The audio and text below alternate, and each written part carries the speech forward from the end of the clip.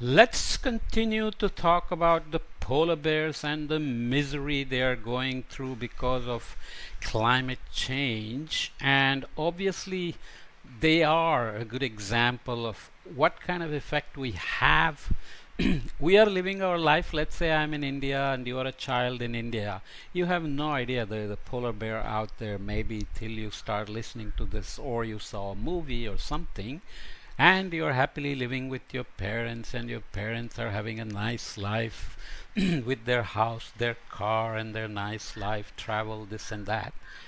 And you have no idea that what they are doing is actually using energy, it is increasing greenhouse gases, and that's causing warming in the Arctic, and that's affecting the polar bear. This is what climate change is all about.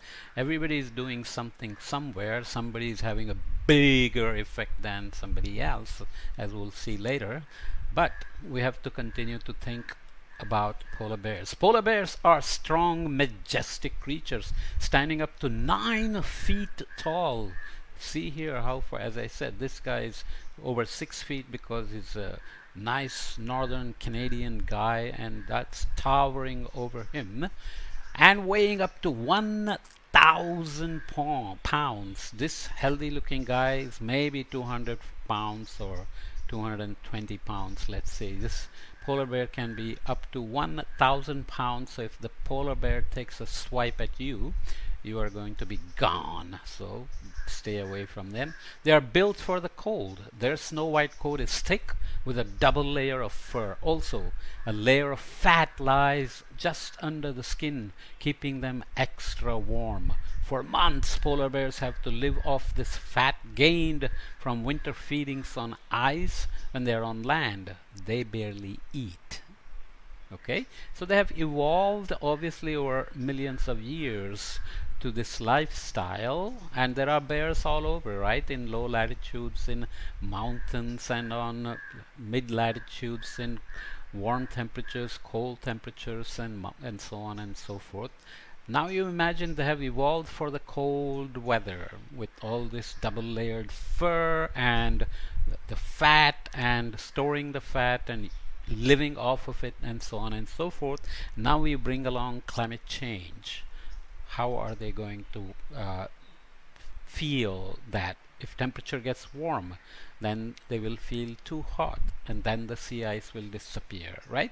So in early November 2016, the polar bears were still on land. So this is a polar bear in the Hudson Bay from the 1980s. Let's say it was still looking fairly healthy. Uh, there was no sea ice on Hudson Bay. Weeks passed by December. There was still barely any ice at all. Remember, by November, ice has to begin to build, and the Hudson Bay should be solid ice by the time December arrives. So the polar bears had to wait longer to return to the sea. Some paced back and forth along the shoreline. Others lay on the ground, not doing much at all. They are just confused, saying, "What is happening?"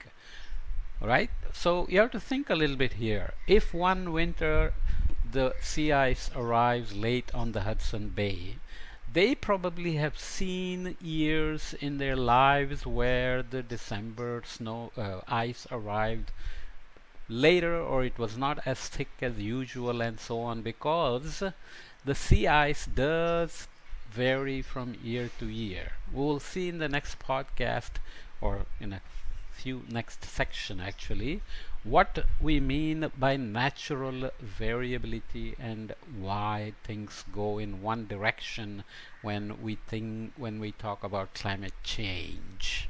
Okay, if one year December ice arrives late, polar bears may have some memory that yes, it happened before, and they manage.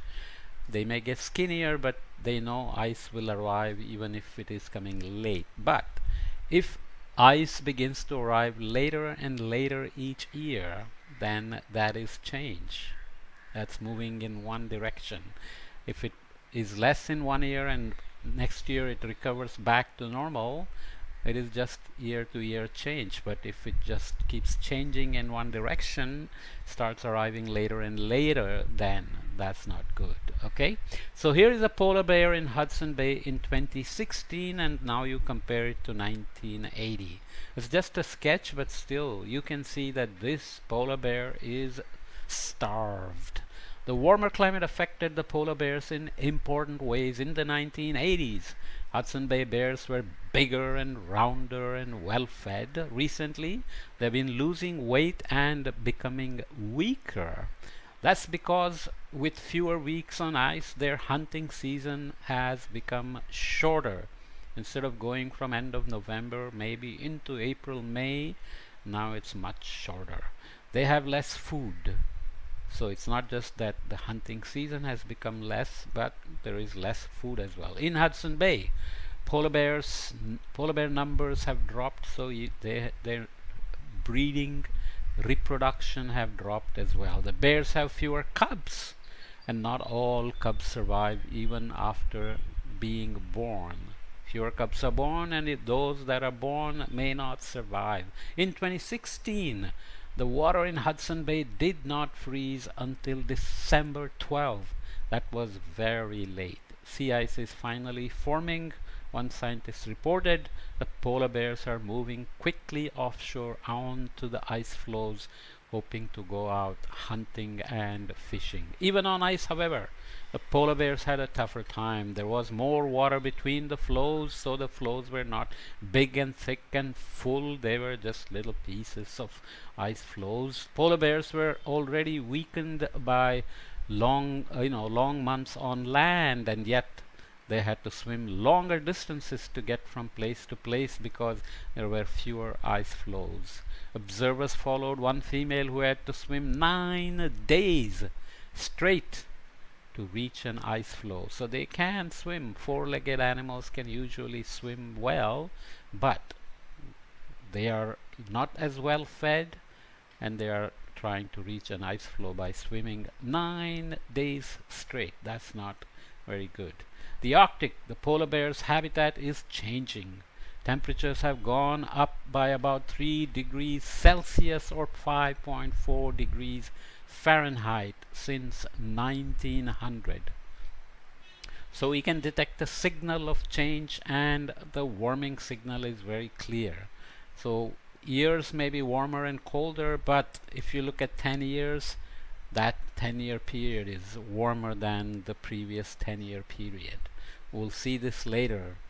Even with climate change, you may have warming and cooling from year to year, but decade after decade will be warmer and warmer. So we'll see what climatology means and why we have to look at 10-year periods to see how things are changing, whether each decade is getting warmer and warmer. Okay, so ice cover is shrinking too. In 2017, it was 30% smaller than it was 25 years earlier, and each year we are tracking these using satellites and airplanes and drones and ships, and in each year the remaining ice cover is melting faster and faster. The fact that our entire planet is getting warmer, not just the Arctic. Did I read it properly? The fact is that our entire planet is getting warmer, not just the Arctic. We'll see that warming pattern, and we see that Arctic is warming faster. And if you listen to the previous sections, you already know what the ice albedo feedback is and why the Arctic will warm faster if you start warming the planet. Certain gases in the atmosphere, greenhouse gases, hold in the heat, keeping it from escaping into space. It's like a blanket. If you have a blanket during the cold Arctic winter, it'll make you warmer because it is trapping your body heat, so it acts like a greenhouse effect. Higher temperatures bring changes in plant and animal life, in sources of food and water. Higher temperatures bring changes in sources of food and water, in rainfall and snowfall and floods and droughts. Habitats around the world are at risk. It's all part of climate change. Habitat means where species live. Polar bears live in the Arctic. Tigers live in some places in Asia and in China. Elephants live in Asia and in Africa.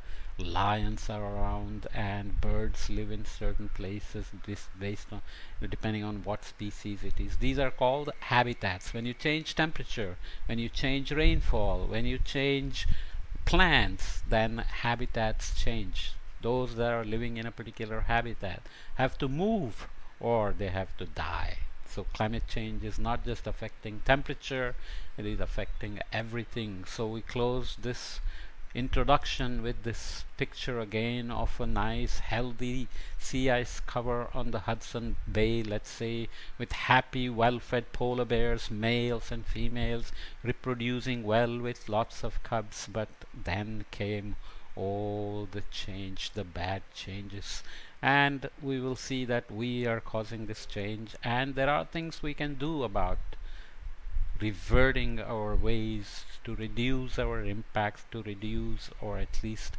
reduce the warming rate. If you are warming each year by 0.1, 0.2 degrees, can we make it slower? Can we fix the warming to where it is right now? We said the Arctic has warmed by a certain amount, 5.4 degrees Fahrenheit, 3 point some degrees centigrade since 1900. Can we make it stay there and then slowly come back down rather than continue to warm it? Okay, these are the questions we have to face, but let's move slowly and understand one thing at a time. Again, you have to ask questions. If it is not clear, ask your brother, your sister, your father, your teacher, your mother, your neighbor, your grandpa, your grandma, and so on, or send me a message on my channel and I will answer the questions to the best of my ability. Okay, see you in the next section on what a climatology is and what a change is. Okay, see you kids.